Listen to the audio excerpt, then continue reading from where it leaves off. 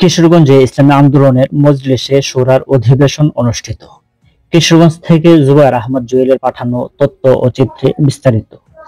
ইসলামী আন্দোলন বাংলাদেশ কিশোরগঞ্জ জেলা শাখার মজলিসে শুরার অধিবেশন অনুষ্ঠিত হয়েছে।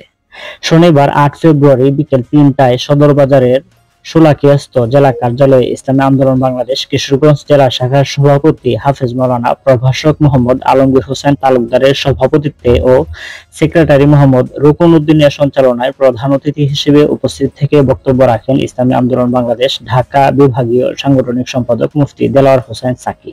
তিনি বলেন, সমাজের প্রতিটি রন্ধ্রে রন্ধ্রে ঢুকে পড়েছে জাহিলিয়াত, আর এই জাহিলিয়াতের আধিপত্যের অবসান ঘটিয়ে কোরআন সুন্নাহ অনুযায়ী খুলাফায়ে রাশেদার নমুনায় সাহাবায়ে কেরামের অনুসৃত পথে সমাজ পরিচালনার জন্যই ইসলামী আন্দোলন বাংলাদেশ কাজ করছে। ইসলাম ক্ষমতায় গেলে দেশে শান্তি বজায় থাকবে, ইনসাফ প্রতিষ্ঠা হবে। তাই আসুন আধুনিক বিশ্বের কাছে দেশকে উন্নয়নশীল রাষ্ট্র হিসেবে তুলে ধরার জন্য আমরা পরীক্ষামূলকভাবে হলেও ইসলামী আন্দোলন বাংলাদেশের প্রতিনিধিত্ব গ্রহণ করি।